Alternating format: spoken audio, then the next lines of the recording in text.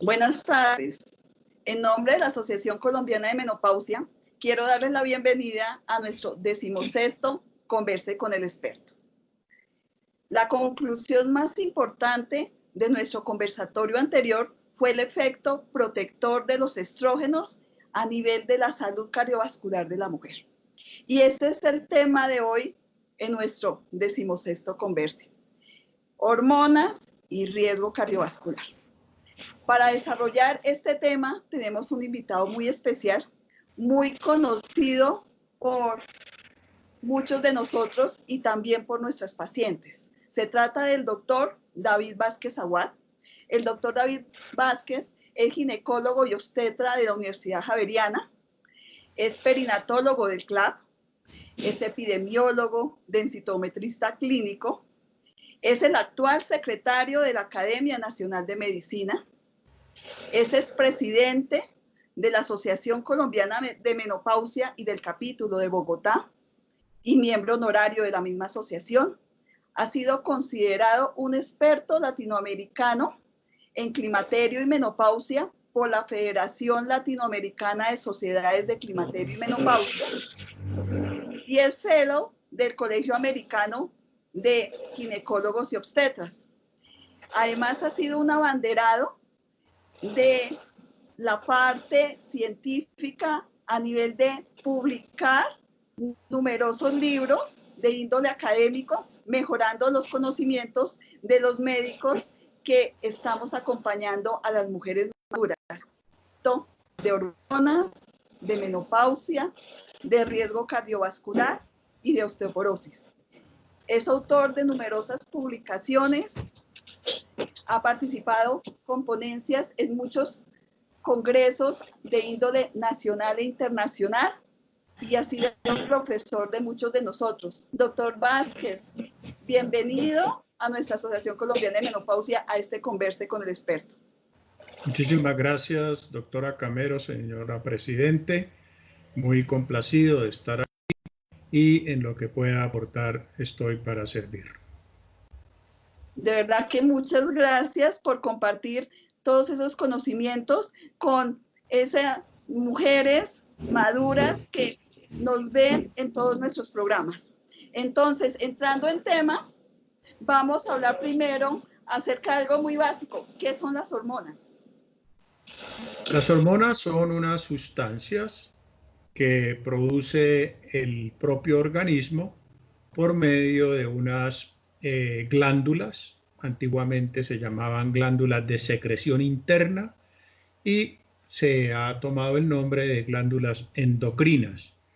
Estas sustancias llamadas hormonas van al torrente sanguíneo a circular y de allí llegan a los órganos blanco, los órganos objetivos, donde van a ejercer diferentes funciones. Sin hormonas la vida no sería posible, pero en el caso particular de ginecología y de menopausia, cuando hablamos de hormonas, hablamos de sustancias que principalmente se producen en el hipotálamo, la hipófisis, los ovarios, que son las que van a regular los ciclos ovulatorios de la mujer, el ciclo menstrual y que tienen el papel preponderante en la fecundación y en la prolongación de la especie humana. Bueno, entonces, ¿cuáles son estas hormonas por excelencia femeninas? Bueno, una recordación mínima y muy sencilla que quiero hacer es que la mujer tiene dentro de su bóveda craneana una glándula muy pequeña que se llama hipotálamo y este hipotálamo va a secretar una hormona que se llama hormona liberadora de gonadotrofinas. Gónada quiere decir testículo u ovario, trofina quiere decir trofismo, crecimiento, desarrollo. Esta hormona liberadora, que se llama GnRH por sus siglas en inglés, estimula una glándula también muy pequeña que queda debajo de la hipófisis, del hipotálamo, perdón, que se llama hipófisis o pituitaria.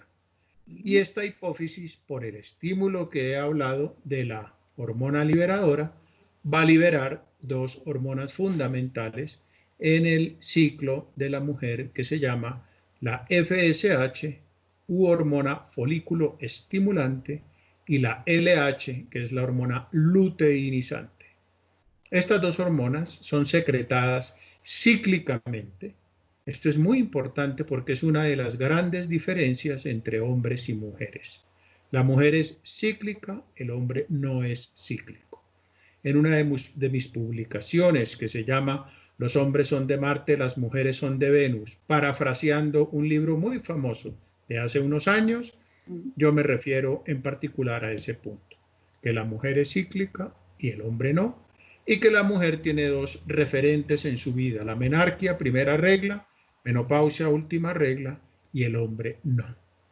Estas hormonas FSH y LH van cíclicamente a estimular el ovario, que es la gónada femenina, para que se produzca la ovulación, que es la ruptura del folículo en el ovario.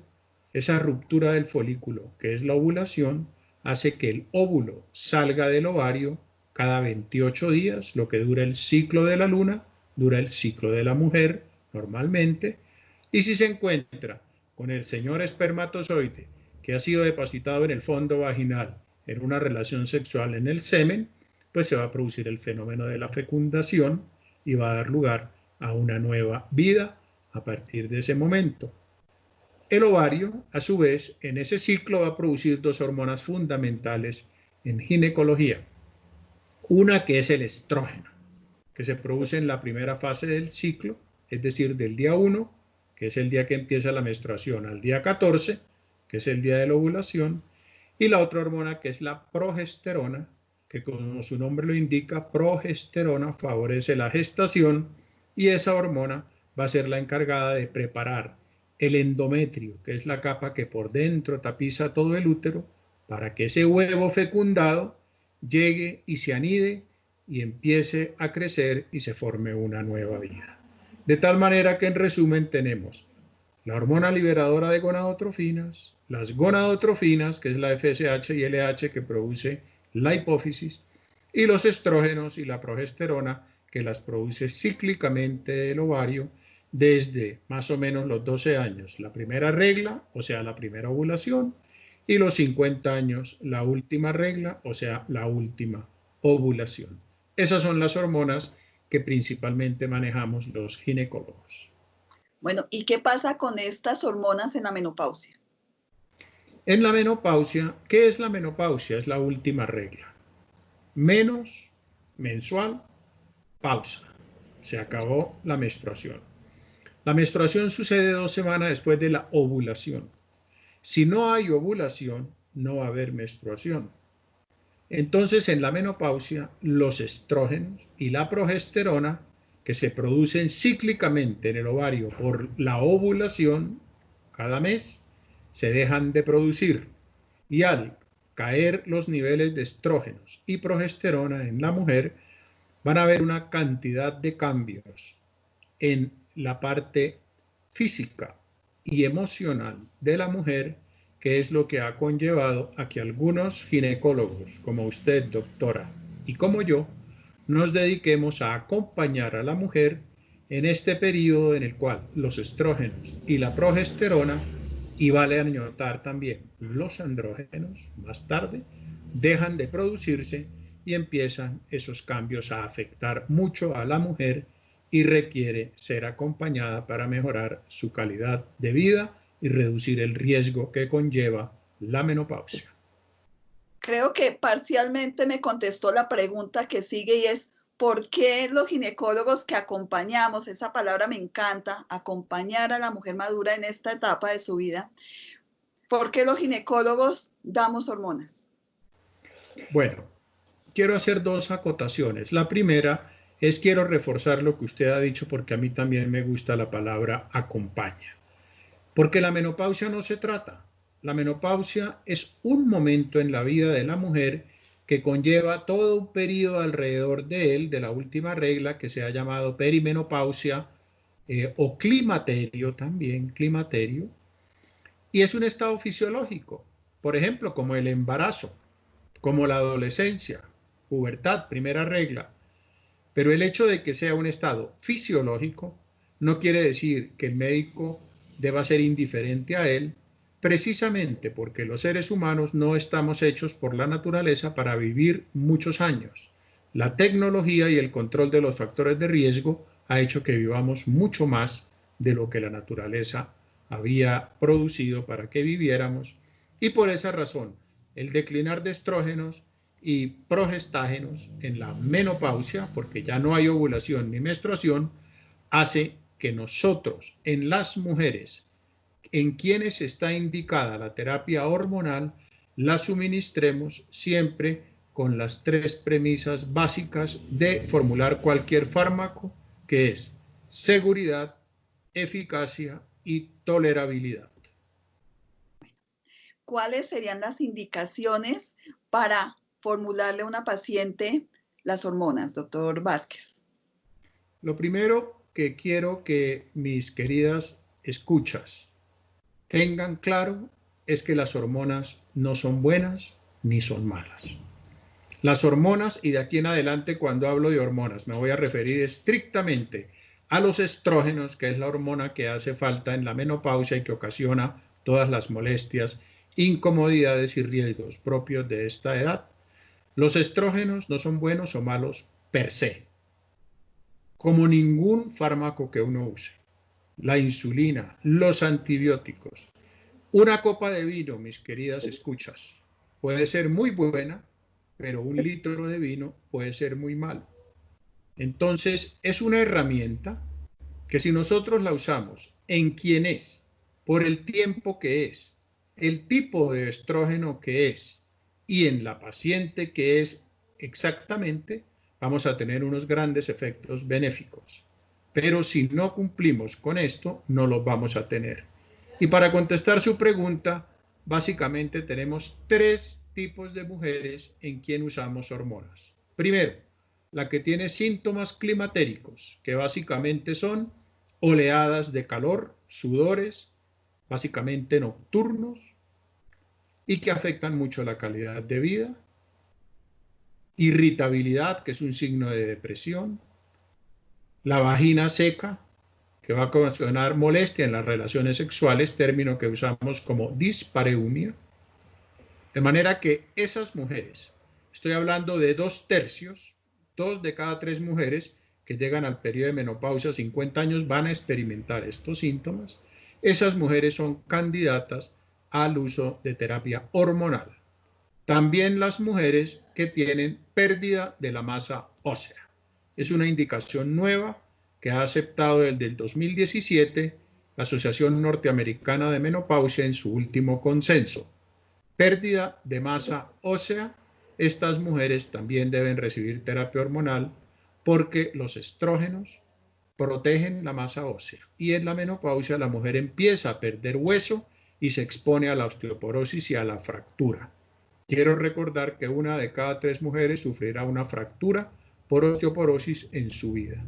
Y la tercera indicación es la atrofia vaginal, que hoy en día la conocemos con el nombre de síndrome genitourinario de menopausia, que usamos también estrógenos en ellas. Afecta a muchas mujeres con pérdida de calidad de vida y pérdida también de la satisfacción sexual. En estas últimas mujeres podemos usar los estrógenos locales, si solamente el síntoma es local, o sea, vaginal.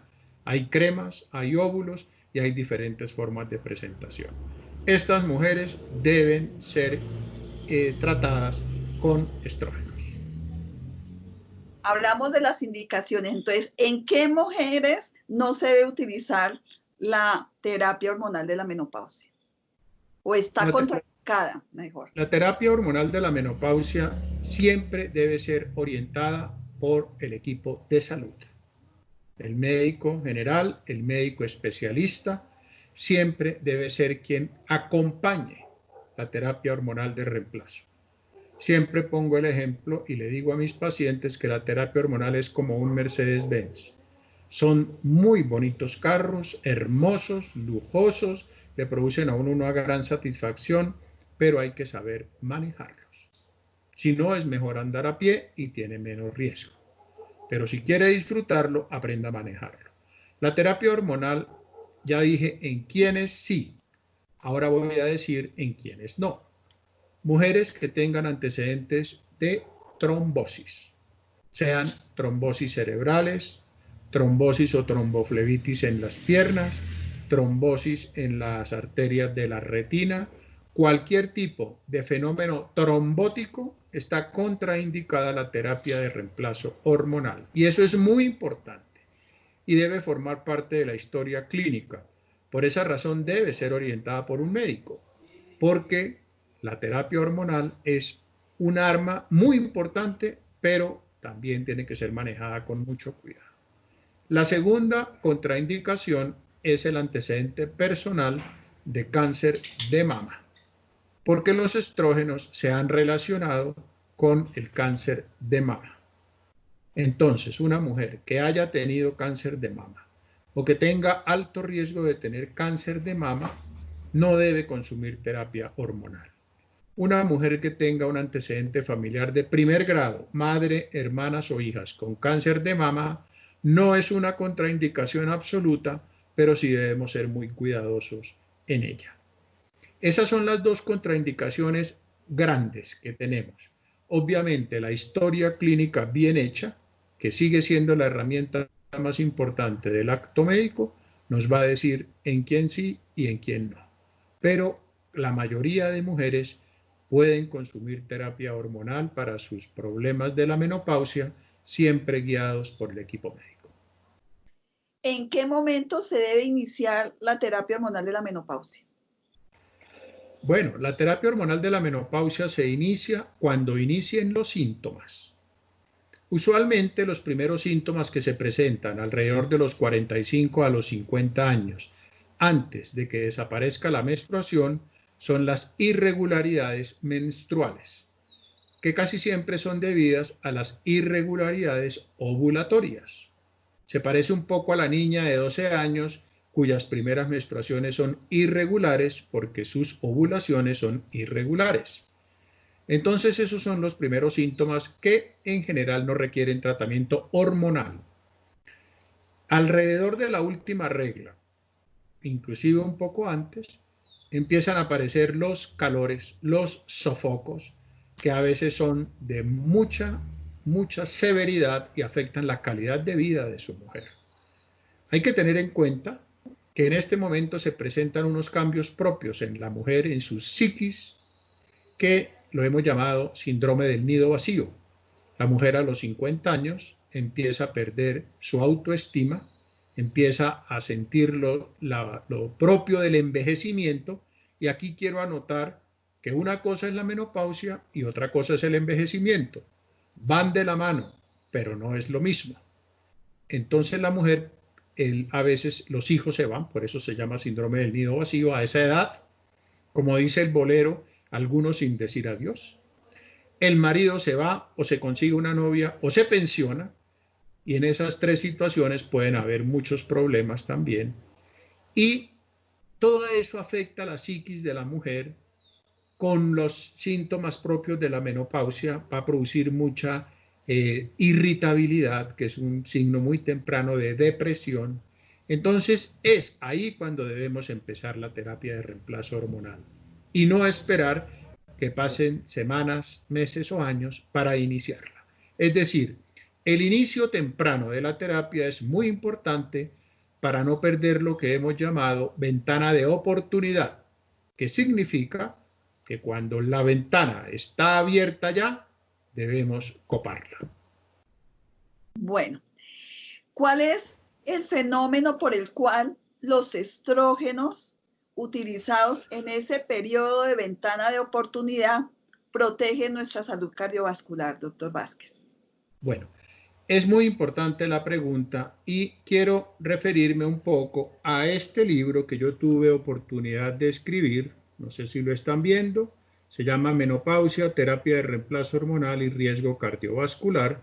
Es un libro del 2017, tal vez, de mi autoría, en donde explico claramente que los estrógenos ejercen un efecto protector sobre el endotelio, ¿Qué es el endotelio? El endotelio es un tapete muy fino y muy importante que tapiza y cubre todos los vasos sanguíneos de los seres humanos.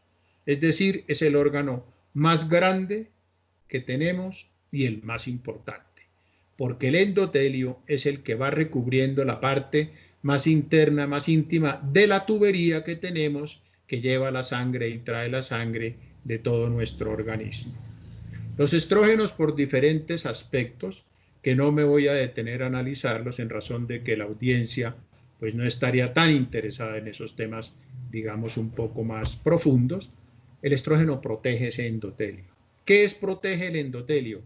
Evita que se endurezca, que se produzca lo que llamamos aterosclerosis, evita que se vaya formando sobre él una capa de grasa, que es lo que en últimas va a obstruir nuestras arterias y a provocar todos los fenómenos propios de la enfermedad cardiovascular, y evita que esa grasa que se deposite afecte el endotelio en sí, lo rompa y produzca fenómenos inflamatorios propios que van a producir la obstrucción de los vasos sanguíneos y la muerte, necrosis o infarto de los órganos que esas arterias van a nutrir.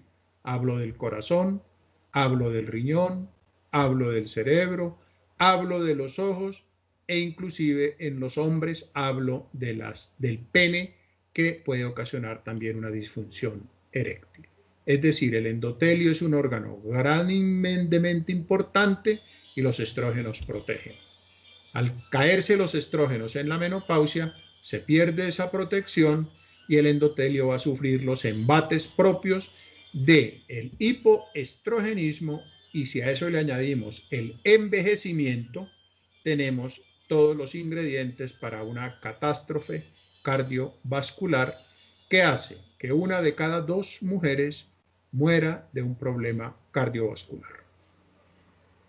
¿Existe alguna relación entre el uso de los estrógenos, la parte del aumento a la resistencia a la insulina y la parte del perfil lipídico? Sí, definitivamente sí. Lo que ha mencionado doctora Camero tiene que ver con factores de riesgo cardiovascular. Hacer medicina, le digo yo siempre a mis alumnos, es lo más hermoso porque no es sino analizar factores de riesgo. Y un factor de riesgo es una característica que hace que una persona tenga mayor o menor probabilidad de tener un daño o un beneficio. Entonces, cuando analizamos la mujer que llega a nuestro consultorio, que conste que no dije paciente, porque realmente ella no está enferma. Ella va porque tiene unos síntomas propios de su edad de 50 años, que está entrando ya en la fase de deprivación estrogénica. Nosotros lo que hacemos es ver factores de riesgo. Si la señora es obesa, si la señora es hipertensa, si la señora tiene el colesterol y los triglicéridos elevados, si la señora es fumadora, etcétera. De tal razón que todo eso que usted ha mencionado, la resistencia a la insulina, que es lo que nos va a llevar a la hiperglicemia, es decir, a la elevación de la glicemia, del azúcar en la sangre, con todo el fenómeno de carbohidratos que va a generar finalmente una diabetes, con lo que hemos llamado síndrome metabólico, que se acompaña con obesidad, con hipertensión, con triglicéridos y colesterol elevado y azúcar elevada. Los estrógenos definitivamente ejercen una protección muy importante a ese nivel y la prueba epidemiológica es muy clara. Hasta los 50 años los infartos del corazón son más comunes en los hombres, pero después de los 50 años son más comunes en las mujeres. ¿Y qué pasa a los 50 años en las mujeres? ¿Qué hace que ese riesgo aumente? La menopausia.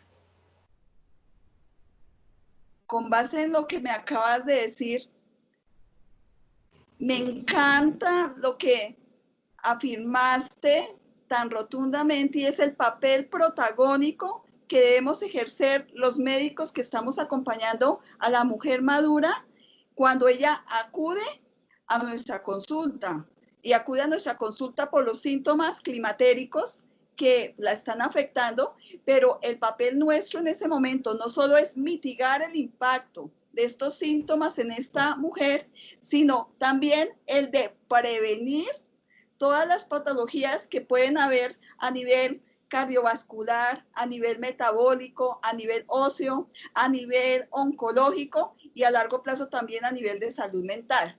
Entonces, en el conversatorio anterior, me acuerdo que el doctor Melgarejo decía que era una muy buena oportunidad y que qué bien que las mujeres asistíamos a ese control con el ginecólogo anual, que era una oportunidad realmente para aprovechar. Entonces me encantó eso por parte que tú como ginecólogo estés haciendo énfasis en esa función de nosotros como ginecólogos. Sí, claro. Es muy importante tener en cuenta que los ginecólogos no somos los médicos de los genitales de las mujeres.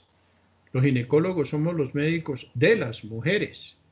Y debemos ir perdiendo, y así lo reitero yo a mis alumnos, es el efecto bikini de los ginecólogos, que solo nos ocupamos de la parte genital y de los senos. No, los ginecólogos debemos evaluar todos los factores de riesgo, repito esa palabra, esa expresión, en la mujer que acude a nuestra consulta, porque como decía el doctor Melgarejo, es una oportunidad única. Uno va al ortopedista cuando tiene un problema en los huesos, y al oftalmólogo cuando tiene un problema en los ojos, y al otorrino cuando tiene un problema en su garganta o en sus oídos o en su nariz. Pero la mujer sí va al ginecólogo y debe ir de rutina. De tal manera que ese es el momento para captarla y evaluar todos los factores de riesgo que analicé anteriormente, para tener esa visión holística de la medicina, que es la que se está imponiendo, y es mirar al paciente como un todo, como un ser integral, y no mirar solamente por ese pequeño huequito de cada especialidad.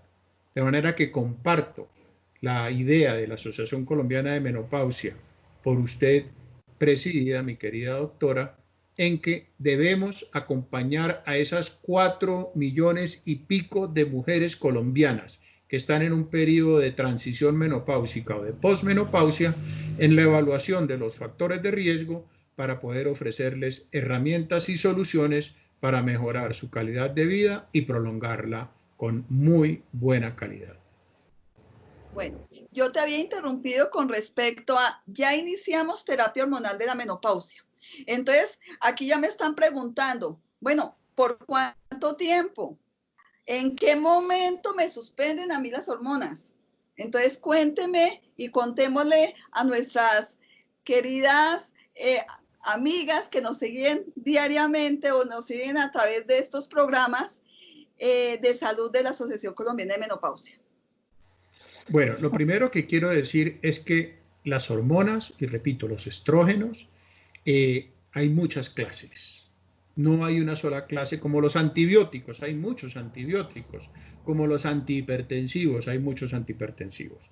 Entonces el médico, con base en la historia clínica que ha hecho y en el examen de su paciente y en la evaluación de los exámenes que deben solicitarse, que no son muchos, unos exámenes de control de colesterol, triglicéridos, glicemia, una mamografía, son cosas muy básicas, decide cuál terapia utilizar. ¿Y por qué vía? Porque se puede utilizar por vía oral, en tabletas, por vía en gel, que existe, aplicar un gel todos los días en la piel que se absorbe perfecto. Se puede utilizar en inyecciones, se puede utilizar de muchas maneras, y inclusive hay parches también de hormonas. Y depende del tipo de hormonas, hay muchos. Y depende si la mujer, que es muy importante, tiene o no tiene útero. Porque si tiene útero, hay que darle 2 hormonas al tiempo, estrógenos y progesterona. Pero si no, hay que darle solo estrógeno. El útero es la matriz, o sea, si le han hecho histerectomía, solo estrógeno. ¿Por cuánto tiempo? Es una pregunta que siempre contestamos hasta la próxima consulta, porque cada consulta, que debe ser mínimo cada 6 meses, nosotros evaluamos otra vez los factores de riesgo y los beneficios que hemos obtenido, que créanme que son rápidos y contundentes. A la semana a la señora le cambió la vida. La que está con calores y sofocos en una semana, máximo 2, la señora está en muy buen estado en relación con antes de empezar las hormonas. Pero si todos los factores de riesgo están controlados, si le ha ido bien con las hormonas y sus síntomas han mejorado, si sus exámenes paraclínicos, mamografía, etcétera, etcétera, exámenes de laboratorio, colesterol, está controlada, si no ha presentado comorbilidades asociadas ya más al envejecimiento que a la menopausia, cardiovasculares, etcétera, pues las hormonas se pueden continuar por años y años. En un principio teníamos el límite de 60 años y luego lo subimos a 65. Hoy en día sabemos que no hay límite. Cada mujer es distinta. Debemos individualizar la terapia a ver en cuál mujer la continuamos y en cuál la suspendemos. Pero yo tengo en particular pacientes por encima de 100 años con terapia hormonal. Eso no quiere decir que a todas las mujeres de 100 años les vamos a dar. Quiere decir que esa señora en particular, con sus 100 años, es mejor dejarle la terapia que suspenderla. Cada médico evaluará a cada paciente en particular para definir esa respuesta. Hablamos ahorita que cuándo se debe iniciar la terapia y que la idea es lo más pronto posible, pero eso tampoco se puede postergar el inicio de la terapia tanto, y eso es lo que denominamos el periodo de ventana de oportunidad. ¿Por cuánto tiempo es ese periodo de ventana de oportunidad, doctor Vázquez? Lo ideal es empezar la terapia antes de los 60 años. Y lo ideal es empezarla antes de 10 años de transcurrida la menopausia. O sea, antes de los 10 años o dentro de los 10 años de postmenopausia. Mientras más temprano, mejor. ¿Por qué? Porque la edad de uno es la edad de las arterias que uno tiene. Uno tiene la edad de sus arterias, ya hablé de eso, de su endotelio. Y sobre endotelios que no están afectados o que están muy poco afectados, la terapia hormonal ejerce un efecto protector. Pero sobre endotelios, arterias que ya están muy afectados por problemas ya de depósitos de lípidos, de colesterol, de grasas sobre la pared arterial, ya la terapia hormonal no es beneficiosa, sino al contrario, puede traer problemas. Entonces, lo ideal es antes de los 60 y dentro de los 10 años siguientes a la menopausia. Mientras más temprano, mejor. Esa ventana de oportunidad no la debemos perder. Siempre tenerla en cuenta. En los talleres que nosotros hacemos con la comunidad, también hacemos énfasis a nuestras mujeres del papel protagónico de ellas en la toma de decisión de recibir o no terapia hormonal de la menopausia, porque esa consulta también debe servir para disipar todos esos mitos, todos esos tabúes que tenemos las mujeres con respecto a las hormonas. Y es muy importante que haya un diálogo muy claro del profesional tratante con la mujer que está al frente. ¿Qué nos puede decir al respecto, doctor? Bueno, vuelvo y hablo aquí de los factores de riesgo. La mujer a los 50 años está envejeciendo y no solamente tiene problemas de su menopausia, sino de su envejecimiento, porque los hombres de 50 años también tenemos problemas de envejecimiento. Entonces, control de factores de riesgo. La terapia hormonal no es el elixir de la eterna juventud. La terapia hormonal es una herramienta más dentro de toda la integralidad que debe tener la mujer en edad madura. Eso se llama control de lo que come. Poca grasa, poca harina, poco dulce. Control de su estado físico. Hacer mucho ejercicio, sobre todo caminar y trotar suavemente. Es el mejor ejercicio. Ojalá al aire libre para que reciba el sol y de esta manera reciba vitamina D, porque después de los 60 años ya la piel de esa mujer no va a ser capaz de sintetizar vitamina D a partir del sol. Y la vitamina D es fundamental en la parte de los huesos. Debe evitar el tabaco y consumo moderado de alcohol. También debe ir a los demás doctores para que le controlen su tensión arterial, para que hagan control cardiovascular. De pronto va a necesitar un electrocardiograma. Controlar el peso corporal, fundamental. De manera que, fíjense como la terapia hormonal es solamente una patica de la mesa en el cual las otras 3 patas están dadas casi todas por la misma mujer que debe controlar todos estos factores de riesgo. Uno de los temores que tienen las pacientes cuando empiezan la terapia hormonal es aumentar de peso. ¿Qué me puede decir respecto a eso, doctor? Bueno, eso es uno de los temores que tenemos las mujeres, los hombres también los tenemos. Porque resulta que el sobrepeso es un problema prácticamente epidémico y vale la pena notar que América Latina, Colombia en particular, muy rápidamente está aumentando la incidencia de sobrepeso y obesidad en su población. Uno aumenta de peso, la mujer aumenta de peso con los años, con la edad. ¿Por qué?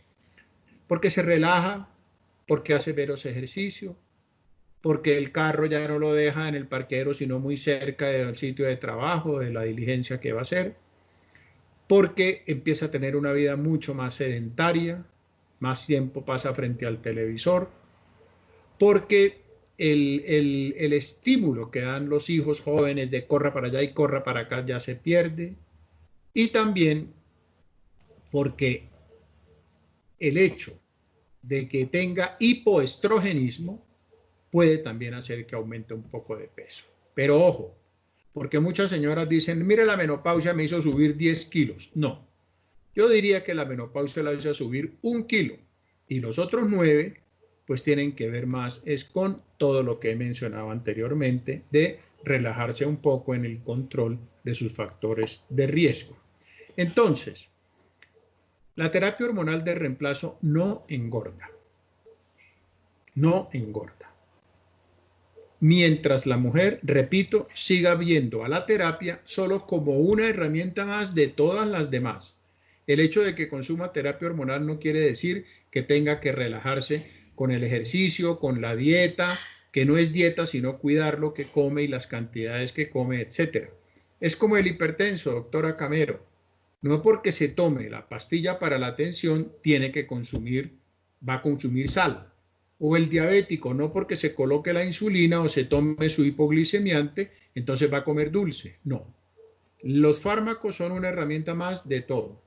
Y las señoras que me están oyendo y escuchando, tengan muy en cuenta que uno no se engorda, sino por aquí, comiendo y comiendo básicamente calorías. Eso se llama harinas y dulces. Es lo que hay que controlar. Creo que esa cultura del autocuidado es en la que estamos fallando. Cerca del 65% de las mujeres de 50 años que están en sobrepeso o en obesidad en nuestro país, lastimosamente. La falta de hacer un ejercicio programado, la falta de tener unos muy buenos hábitos nutricionales es lo que ha predispuesto pues a que la mayoría de las mujeres aumenten de peso y tengan además el temor de que con las hormonas puedan incrementarlo más. Doctor, entonces, nuestra paciente está ahí en consulta. ¿Cada cuánto de la terapia de las hormonas, cada cuánto se debe controlar este paciente? Porque no es... Le voy a decir lo que yo hago en mi consulta y en mi clínica. Apenas empezamos la terapia, yo la vuelvo a ver a los 3 meses.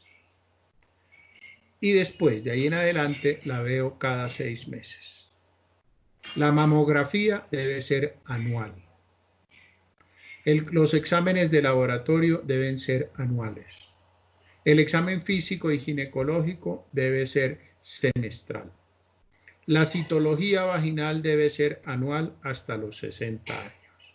Pero siempre se le deben dar a la paciente los signos de alerta, signos de alarma, sobre todo los relacionados con problemas trombóticos, dolor en los miembros inferiores, dolor en las piernas, súbita aparición de dificultad respiratoria, súbito dolor en la cabeza o en el pecho, y el control de sus senos.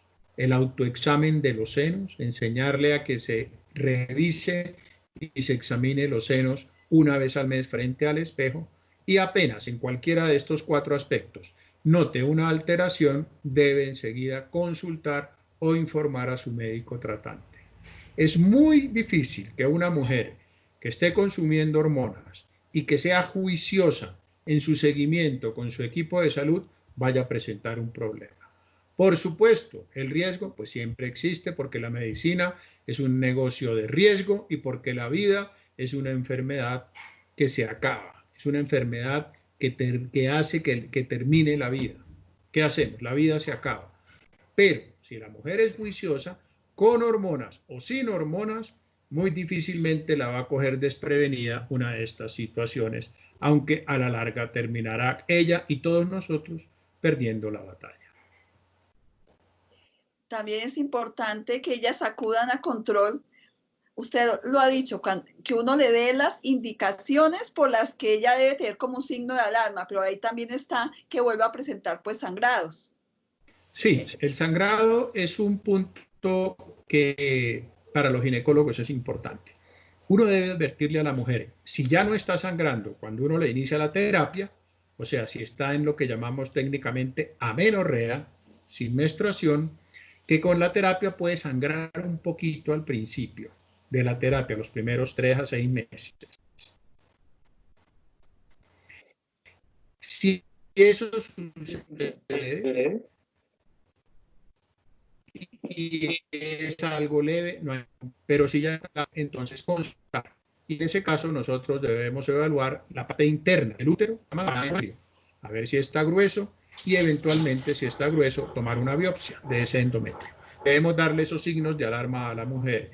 Igualmente debemos también decirle que es posible al principio de la terapia que sienta los senos pesados, porque las hormonas que nosotros le vamos a dar, no olvidemos, se llama reemplazo, están reemplazando las que ella durante muchos años de su vida produjo y que le producía el bienestar propio de los años reproductivos.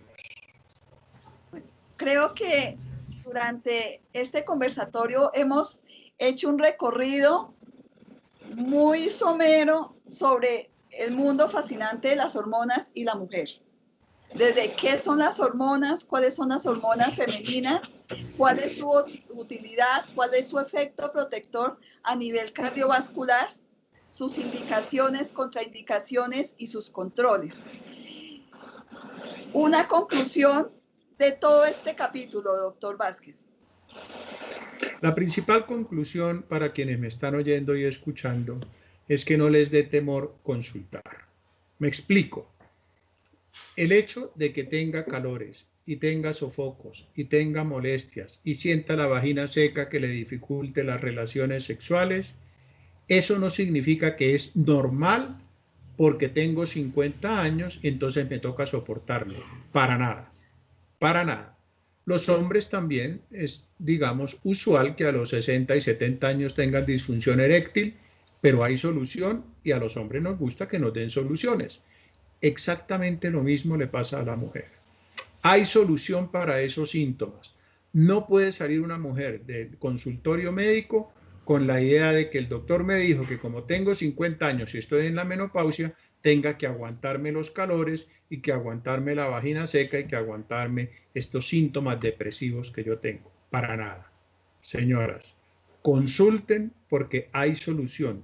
Y aún si tiene contraindicaciones a las hormonas por cualquier situación que ya he dicho, hay herramientas también que podemos utilizar cuando no queremos usar hormonas o la mujer no quiere que se le administren hormonas, que también hay que respetar mucho esa autonomía que tiene la paciente. Hay solución y ninguna mujer debe salir del consultorio médico con las manos vacías. Siempre debemos ofrecer alternativas porque alternativas hay y muchas. Muchas gracias a usted, doctora Camero, por esta oportunidad. Muchas gracias a la Asociación Colombiana de Menopausia por toda la labor que desarrolla en favor de esas 5 millones de mujeres colombianas que tanto le deben a usted, doctora Camero, y muchas gracias a quienes tuvieron la paciencia de verme y escucharme. David, muchas gracias por haber aceptado esta invitación. De verdad, fue muy enriquecedor para mí y para todas las personas que nos están viendo. Sigues cordialmente invitados a desarrollar otros temas. Y en nombre de la Asociación Colombiana de Menopausia, quiero darle las gracias a las personas que nos siguen. Recordarles, llevamos 26 años como asociación trabajando por mejorar la calidad de vida de la mujer madura colombiana. Y acuérdate, si tú te cuidas, cuidas a tu familia y nos cuidas a nosotros. Una feliz tarde. Muchas gracias.